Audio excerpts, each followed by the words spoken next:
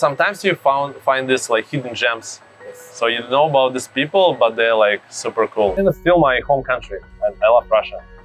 I don't like the government, but I love Russia. Singapore is almost perfect. I love like almost everything about Singapore. This is Max. Max is a full-time YouTuber who was originally from Russia but has been staying in Singapore for the past 5 years. Max likes to interview expats to find out what they think about Singapore.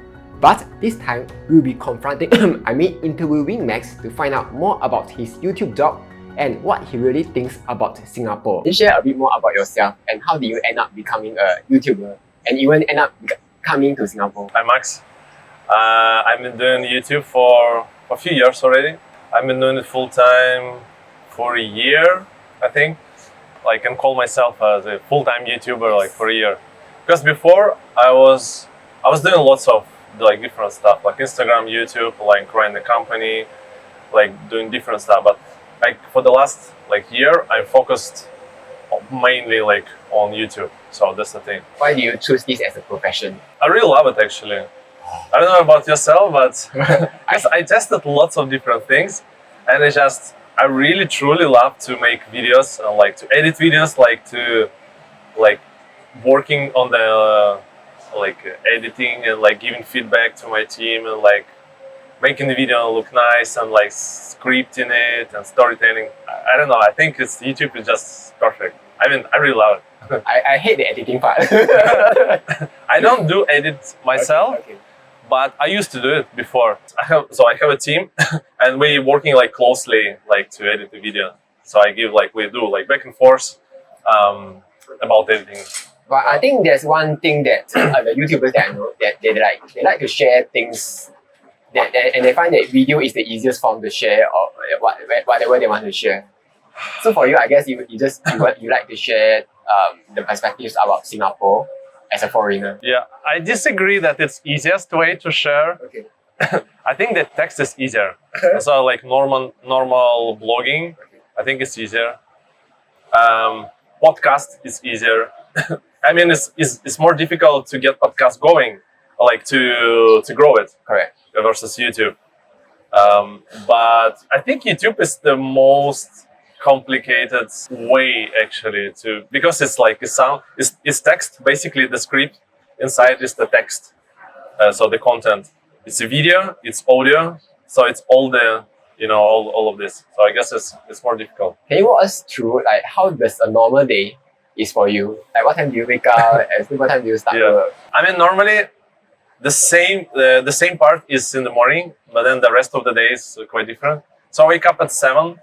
I help my daughter my elder daughter, she's 6, to get ready for school.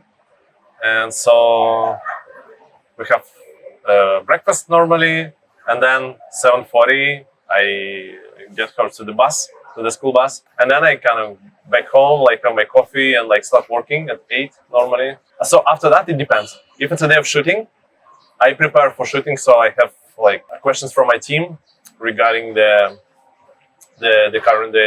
today's shooting, and then I prepare for the interview. But I used to have it like Tuesday and Thursday, the shooting days. Now it's only Thursday. Apart of that, I check Telegram. Telegram is like the main way of communication within the team. So I check Telegram, I check email. After that, it depends. So I try to work on like some strategic things because my team, they are mostly located in Eastern Europe. So they're still sleeping before like lunchtime Singapore time. So I try to work on the like more strategic things, so no one bother me before lunchtime. Then after lunchtime, afternoon, we have calls like a couple of times a week. Afternoon, like 2-3 times a week, we have calls with my team. And then I try to finish like 6 o'clock. It's not always possible, so I try to finish at 6 and then spend some time with my family or like go out. Normally, like 8 to 9, I like put my daughter to sleep, elder daughter, and then from 9 it depends. If I'm really busy, I proceed working like 9 to maybe 10:30, something like that. If it's not super busy period, work-wise, I kind of can relax, watch some YouTube videos, and then just go to sleep. try to go to sleep before 11. Not always can, but I try to. That actually sounds very relaxing for a YouTuber. Yeah, my day starts at 4. By the time you wake up, I've already worked like 3 hours. Okay, I need to fix that. Okay. Quick pause. Did you know that Weeboo lets you easily invest in mutual funds offered by reputable fund houses? With Weeboo's Mutual Fund Center, you now have a wide variety of funds to choose from, including cash funds, equity funds, fixed income funds, multi-asset funds, and more. Each fund comes with a Morningstar rating which would help you easily evaluate the funds. You can also easily check out the fund's performance, asset allocation, plus a quick overview of the funds. You can start investing with as little as $100, and there's $0 subscription and redemption fees. As a bonus, if you are investing in cash funds, Weeboo offers quick settlement during redemption. So that's nice. What's also nice is that Weeboo also lets you automatically dollar cost average into the funds via the regular savings plan, where you are able to choose from investing every day all the way to every month. Also, if you sign up using my link down below, fund any amount and keep the money there for 30 days, you will get to win 10 free shares worth up to $5,000 in total. Besides that, there's also a Money Boo promotion where you can earn up to $2,000. So if you are interested in trying out Weeboo, do sign up to them using my link down below. With that being said, let's get back to the video. So for the next question, I think at least for me, the YouTube income is not fixed.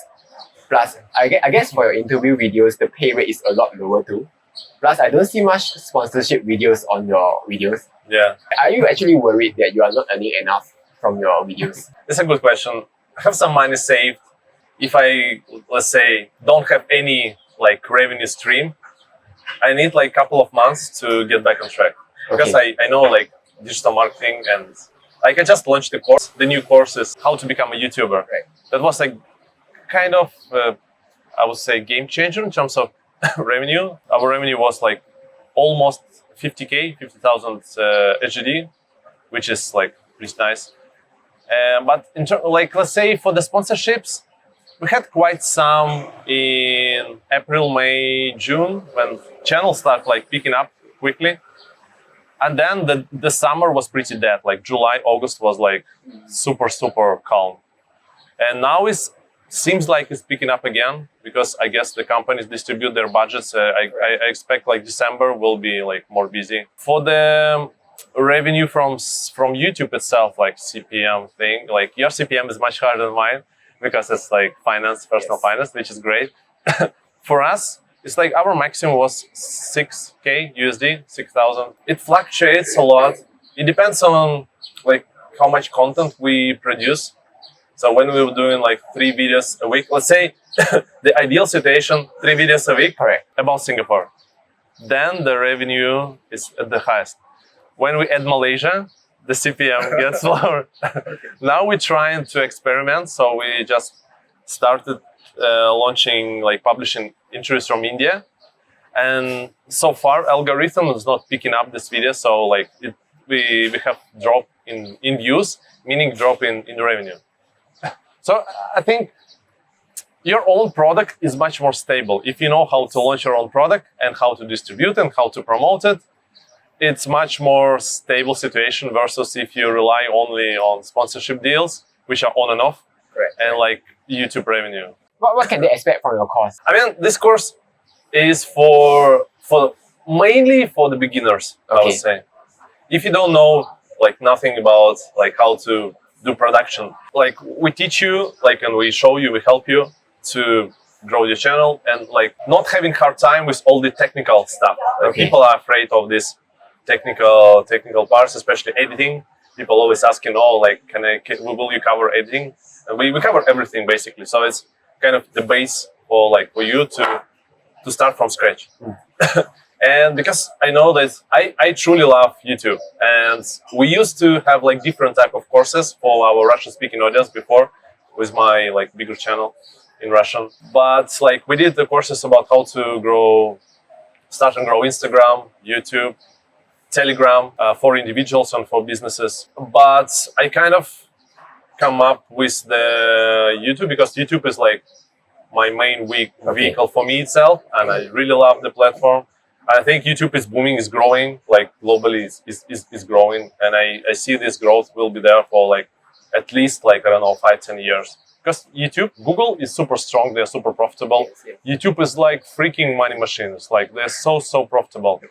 And YouTube has less risks versus, let's say, TikTok. So because TikTok is China, so some countries they try to ban it here. And YouTube is more like, I think Google has better reputation than TikTok, than Facebook also, than Meta. So I'm pretty sure like YouTube will be with us for a long time. So I mean, I kind of pass my knowledge, my expertise to other people, and that's my main expertise actually in life. Like I know YouTube, I know how to grow YouTube channels. That's why I launched the course. Recently, I saw you had one post where you were asking the viewers, if you guys check out his videos, right, he mostly talk very positively about Singapore. So the comments will be like, oh, are you spreading propaganda? Are you sponsored by the government? Yeah. Then on the other hand, if you try to give alternative views, people will say, oh, are you trying to cause trouble for Singapore? This kind of. So how do you come to terms with that? Especially given that your size, right, whatever you say actually has weight right now. Yeah. I mean, to be honest, I kind of play with my audience. I don't care so much about what minority will say. Okay. Because there are extreme always. I would be like worried if they're like 50% of the comments on some of the videos is like they're about something like super negative. But as long as 90% of comments are positive, and then the rest are just these funny extreme views, I don't really care. It actually shows that the channel is quite large already, and you have these extreme opinions. Still, I want to be like, I want to feel my audience, so I want to see what's going on, and like I actually read all the comments, right, and I reply to a lot of the comments. So I wanna really be like hands-on what's going on with the audience and with the channel. But to be honest, I play this game sometimes in the comments. Let's say someone say, "Oh, you like spreading this bullshit, la la," and I reply, "Oh, sorry about that. I didn't mean to offend you," something like that. And then I have a reply from this person, "Oh, sorry, I didn't mean it." So some people are toxic, but some people they're not like naturally toxic. They having a bad day, correct, and they comment on YouTube. And then if you play this game with them, they're like, "Oh no, he replied to me, and I didn't mean to be rude. I don't want to be banned or something." Yeah, I do believe like not everyone is toxic. I guess the more toxic one won't even watch your videos, right? They watch your videos because they are interested in what you have to say. Yeah. You're good that you didn't take it too hard.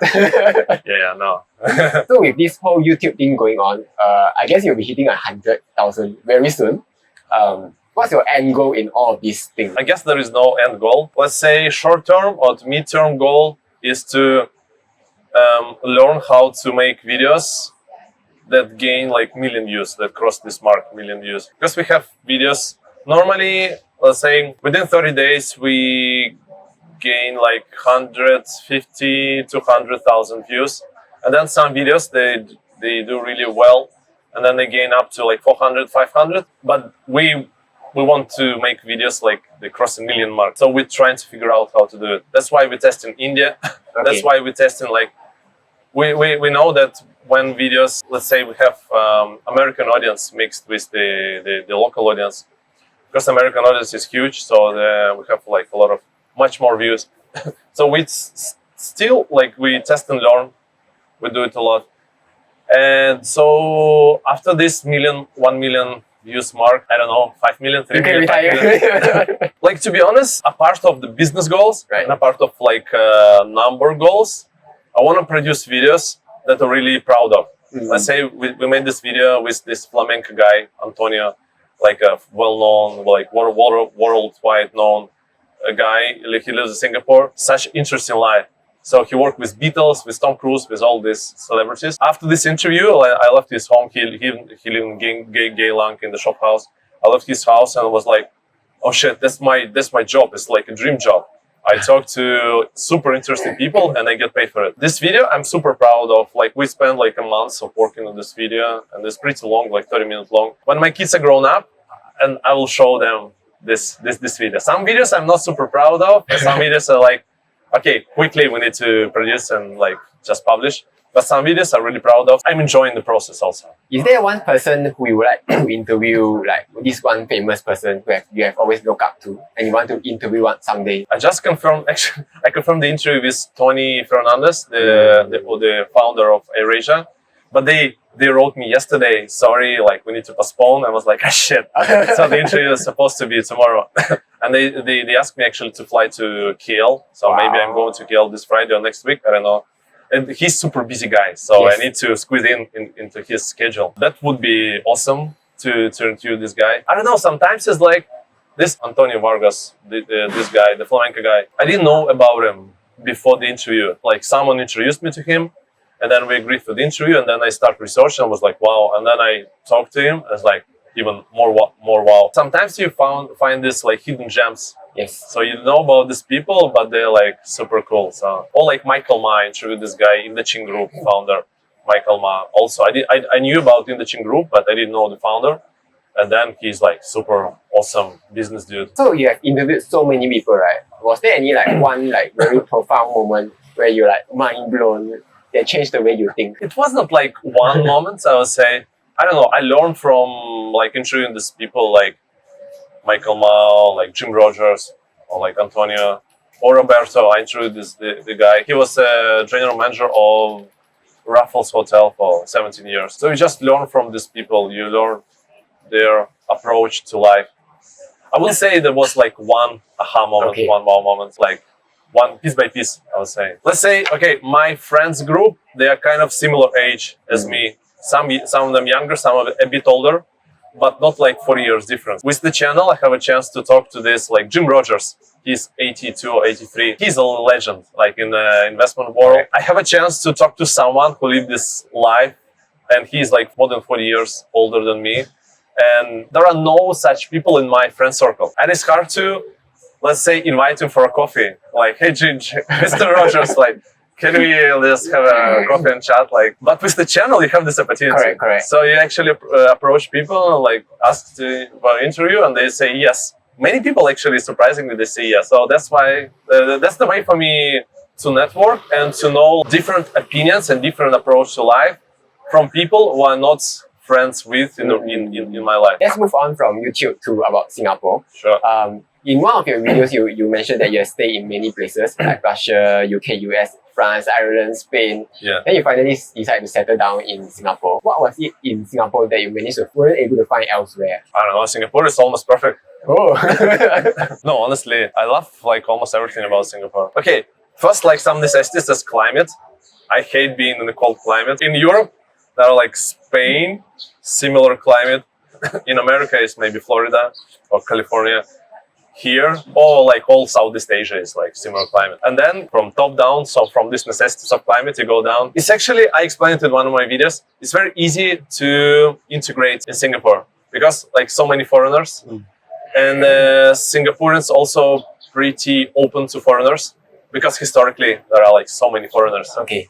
So it's not like living in Japan or even in China because you will be like treated as foreigner. Here I feel home because the variety of people and the people are open-minded. Everything just works smoothly. I don't want to say this cliche thing about like how government works well. All the like paperwork is super easy, but it is. You're not stressed about these things.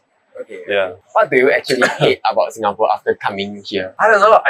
I used to mostly everything. Nothing for me to hate about Singapore. Yeah, my life is pretty awesome here. I don't know. I tried to think about it before the interview. It would be nice if people more like easygoing. I feel like Singaporeans are pretty nice overall. A part of this sometimes coffee shop uncles like, hey, what do you want? this kind of approach.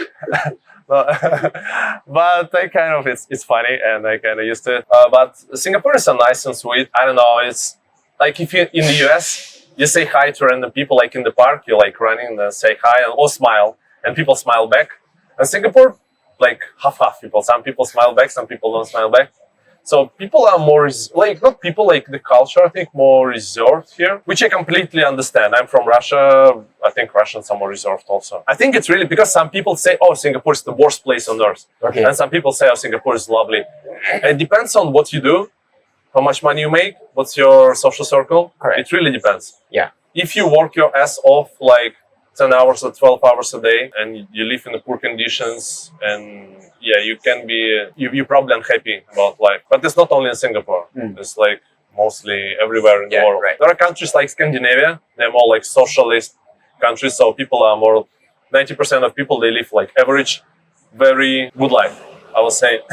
But it's mainly like, I don't know, Scandinavia or France or something. Okay, okay. Maybe not France, but yeah, Sweden and these countries. But rest of the world has lots of problems, different problems. Right. So to you, Singapore is almost perfect. For me, yeah, for me. Okay. I understand completely, like for some people, it's not the best. It's natural, like some people like winter. And Singapore would not be suitable for them. Okay, so do you actually foresee yourself staying in Singapore for your entire life? I would definitely see myself staying here, yeah. I mean, I would definitely, if I stay here, I would travel a lot. Okay. And I wouldn't mind to stay here and there for like, I don't know, a few months or maybe spend a year somewhere.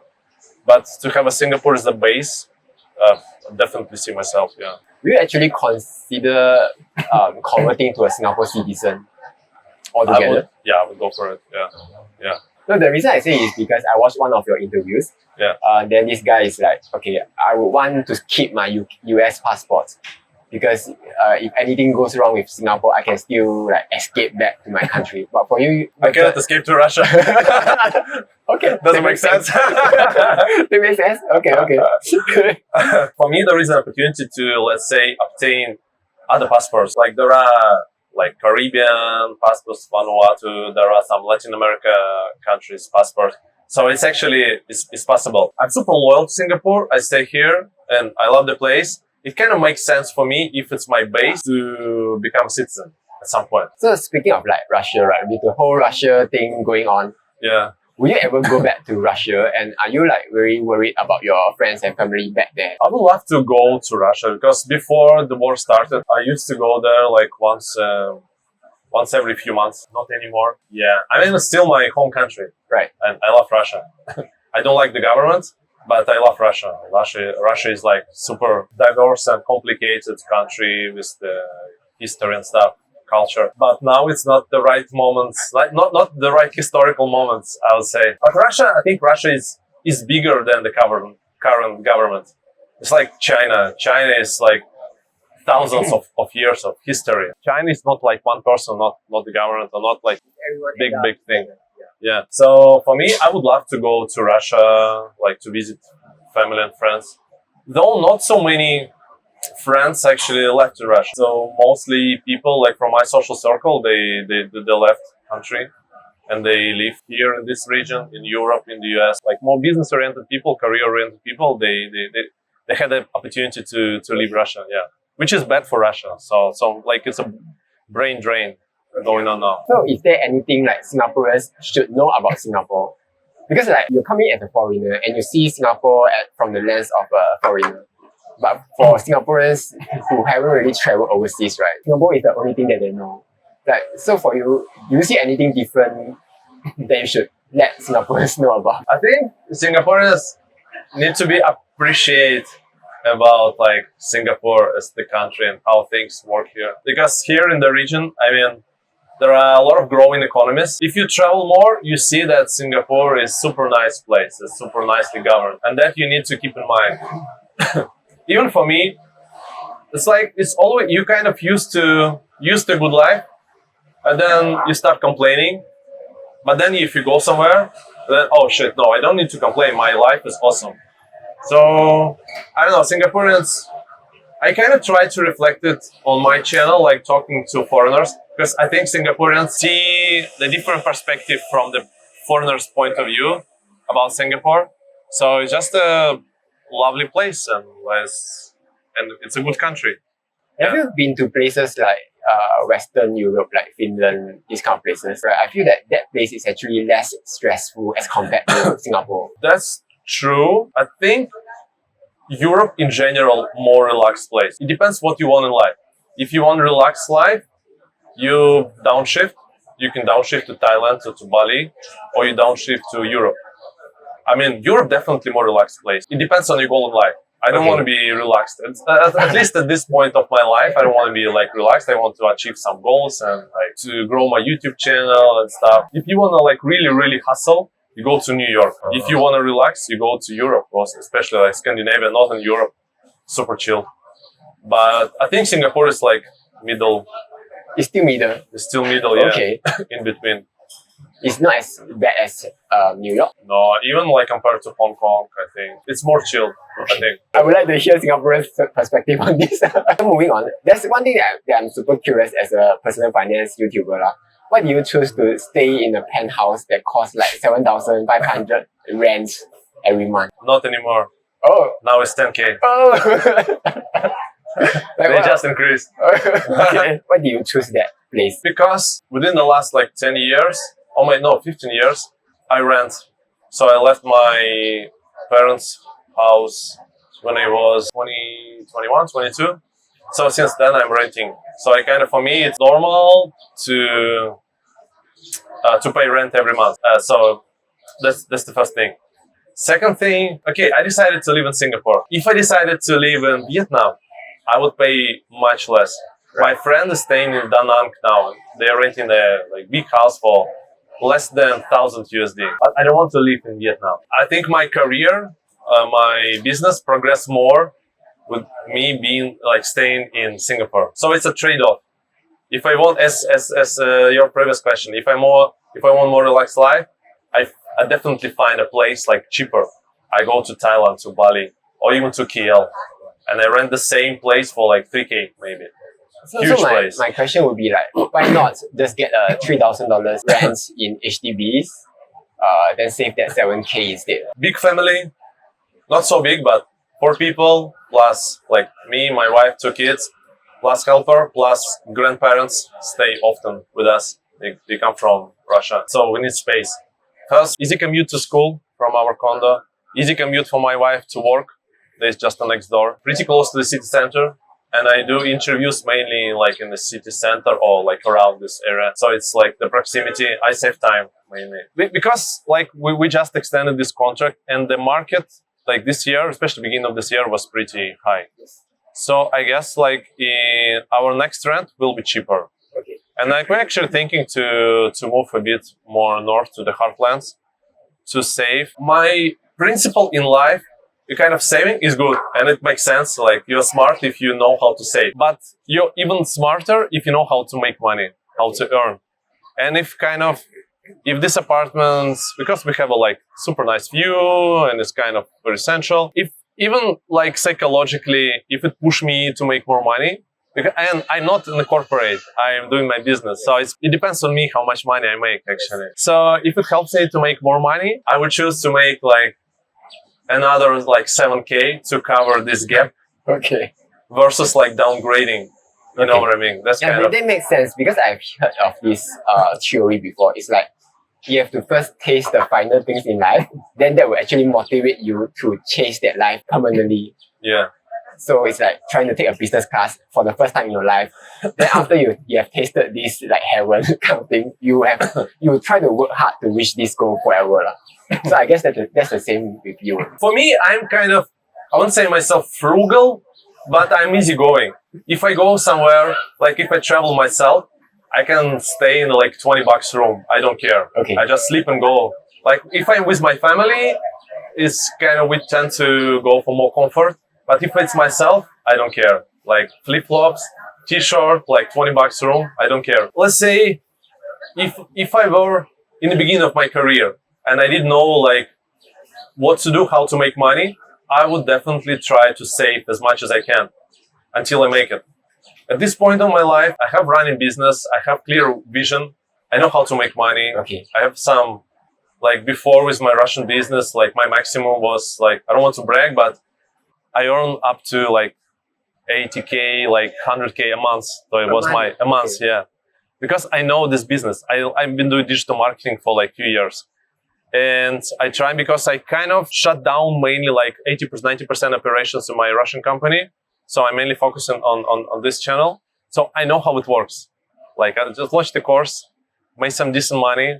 So basically I know the game and I have some money saved Okay. So I'm not so worried. It was a lot of times in my life when I started out, but especially when I quit my corporate job, I didn't know where to go. I try and it doesn't work. I try, it doesn't work. And then in this case, of course, I will stay I will spend as less money as possible. But when you figure out, when you crack how it works, there's no turning back. Speaking of finer things in life, do you always eat chai peng with fish? I tend to not to eat a lot of rice because it's carbs, like pure carbs. Like chicken rice is fine, but not like I don't necessarily order a bowl of like white rice together with the meal. Okay. I try to stay fit as yourself. Yeah. All the high expenses going on in Singapore, like they recently just raised the electricity bill, the transport bill. I guess you don't take public transport. All the bills, how is it affecting your life? Or does it even affect you at all? I need to work harder. Oh, yeah. Good answer. Yeah. Yeah. So rather than focusing on saving, you focus more on earning more. I would say it's not pleasant feeling when you are paying X. Now you need to pay like X plus 30%. Right. But I'm not so worried about it. So as I explained, I have my business running. My wife, she also she's working. She has decent salary, so we can survive. Last question: what do you do with all your money? Do you actually invest your money? I try to. I'm not as skilled and as knowledgeable as you, about investments. Maybe I need your advice. Actually, I bought a place in Phuket last year, to rent it out, 1-bedroom apartment, and I have some interactive brokers. I started a couple of years ago. I use DBS Robo-Invest. I use Stashaway. Stashaway is the easiest. Okay. I choose my risk profile. I dump money there, and I'm not really thinking about how they use it. If I have some spare money this month, I just dump them to this Robo-Investment. Makes sense. Makes sense. Yeah. Got it. Okay, so I think that's all for this interview. Cool. Do check out his YouTube videos. His interviews are actually quite interesting, especially for Singaporeans. Yeah. So do check it out. I will leave it all in the description down below. And don't forget to subscribe to Kelvin's channel.